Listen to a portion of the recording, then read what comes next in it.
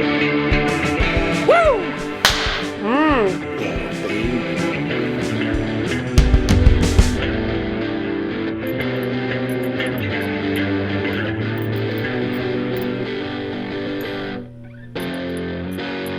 guys, welcome back to Making It. Today we're going to be making one of my favorite things, bone broth. This one I call the anytime broth, which I like to add little things to throughout the day. Have a little pot going, drink it, breakfast, lunch, or dinner. Add some fermented condiments to it. We're gonna be eating this one with a little ginger, turmeric, garlic paste at the end, something I whipped up in another episode. Really simple, delicious, gelatinous, stick to the mouth, good for the body, good for the soul. A little stock, anytime bone broth. We'll get this party going. Before we get into that, just pay a little. What else we got on the shrine today? Any new players? Any new fun stuff? We do, Brad. All right, what do we got here? Check this out. Let's play Name That Bone. Bobby, you're up on Name That Bone. First one, Bobby, don't be shy. Name that wishbone. This is a wishbone off of what kind of animal? Bobby, number one. A duck. Yes, Bobby! All right, 1 for 1 so far. Bobby, let's give it up for Bobby. Next, down the line, what would this potentially be? Can be found all over North America. Oh, that's a Canadian goose. All right, Bobby, 2 for 2. Who wants to be a millionaire? Last one. This is a layup, Bobby. Here we go. What is this common, highly consumed avian creature, wishbone, found in? For $1 million. Don't be fooled by how. Chicken. For $1 million. Are Chicken you bone. sure? Final answer. Are you sure? Yes. Chicken bone! Yeah! Millionaire! Come on down, Bobby! I didn't see that coming one bit. Whew, that was exciting. I think I want to be a game show host. You're good at it. Wow, that was fun. But anyway, that's what we got. We got some ducks that I hunted, whack, whack, and ate, and they're great. And then I got a goose, delicious, ate him up too. I don't want to hear gooses, oh, all you can do is make pastrami. You're just bad at cooking. That's our shrine inclusion today. Maybe we'll do some spring cleaning soon, throw some of this stuff in the fire, or give it to some friends, or put it in a box. Geese, dude, big old birds. Wait, do that call? Bang! The fucking thing fell like, it sounded like I threw a fucking sandbag out of a helicopter. Whoa. So to start off, we got our ham hocks. We have our pork shank, 4 chicken backs, 1 baby back rib, I guess we could call it, of beef. Just some beef ribs, some bones. You can use any kind of beef bone. A few sticks of celery, a few carrots, 1 red onion. You can use shallot, you can use white onion, you can use no onion. We have about a little knob, 2, 3, 4, a little chunker thing of ginger there. We got 1 clove of garlic. You could use 2, you could probably use 6. We got about 7 bay leaves, and then we got about a tablespoon of black peppercorn and about a teaspoon of dried rosemary. If you got some fresh rosemary, even better. A stock or a broth is in a garbage can. You shouldn't just be throwing anything in there. If you want to ditch the vegetables, knock yourself out. If you want to just add more bones, if you want to do just beef or just chicken or just pork, you can honestly do whatever. I like adding it. I like a lot of layers of flavor. Each one of these things has a little bit of a different gelatinous-y kind of effect to it. Thank you, Shrine, for being great. Hope you guys enjoyed that. Let's get into making some anytime stock.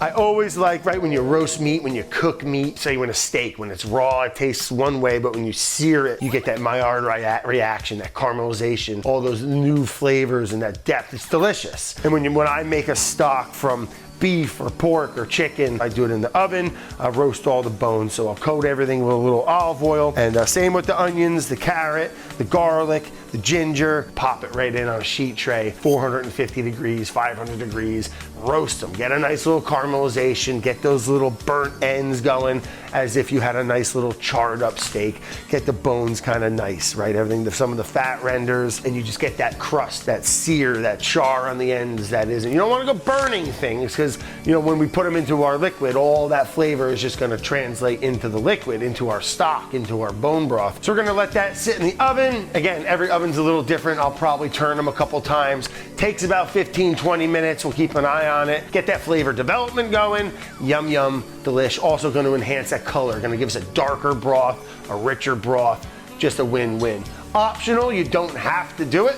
but I like to. All right, so our bones have been roasting at 500 degrees. I put it on broil for the last 5 just to give it an extra crusty, sizzly. They should be bubbling, starting to char up. They should be smelling good. You should want to eat them. Next, we're going to pull them out. A lot of that fat rendered off, which is good. And we're going to add it to 2 gallons of water with our ham hocks and our herbs and peppercorns. So let's get going. We're gonna add 2 gallons of water. You want everything covered. We're gonna put it on the stove. Gonna bring that up to a boil and then kick it down. Classic simmer job, you know? Nice little blue, blue, blue, blue. And we're gonna let that reduce by almost half probably. Every burner's a little different, but put it to where you're just gonna get a nice little gentle rolling simmer. I removed the lid at this point. You wanna reduce this by half. At that point, you can strain it. Sometimes I'll pop it in the fridge. Luckily for us, I have a little swap. Same exact recipe that I made 2 days ago. It's in its gel formed, unstrained, and that's what we're dealing with, ladies and gentlemen.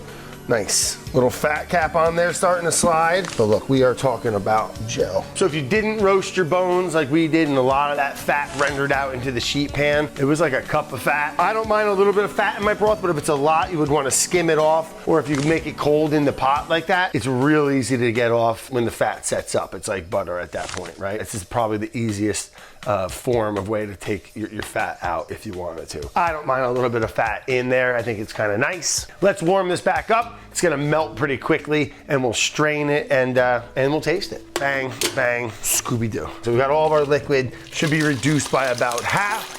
So we started with 2 gallons, should be around a gallon. Let's see what we got.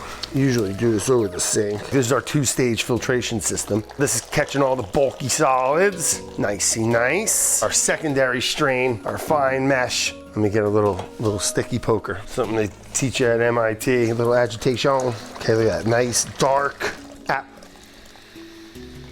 aromatic, rich, delicious, sticky broth. Anytime broth, baby. We're reduced by a little over half. You know what? I don't care what anyone says. When I'm drinking it or cooking with it, bone broth just by itself, it's wonderful. But I can't see the harm in adding a little onion or some garlic or a little carrot. Just seems right. One of my favorite ways to sip on this, like I said, look, I got a little mug. Oh, I'll use this one. Little Carolyn. Love Carolyn. Made a little artwork, put it on a mug. Oh, over to the fermentation station.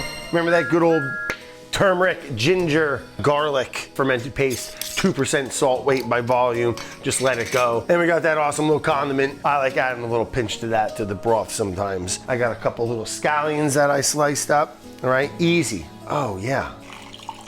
What's that? You just shoveled the driveway? Oh, you woke up, kids are on the bus. You know what I wanna have? Little turmeric, ginger, garlic, little fermented bone broth, scallion, little mug of soup. Oh my God, with the garlic and the, we unlocked something here.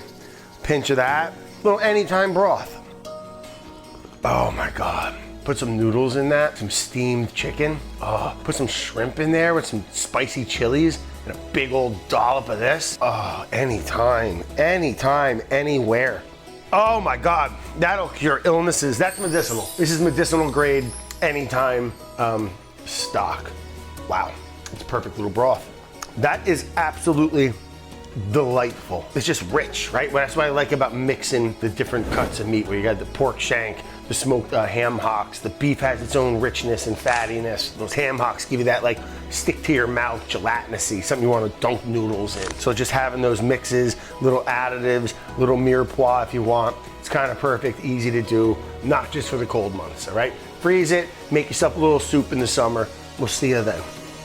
Oh, Bill, I gotta make you one of these. Hold on, stand by. Oh, I wish we had some noodles. That's all she wrote, pal.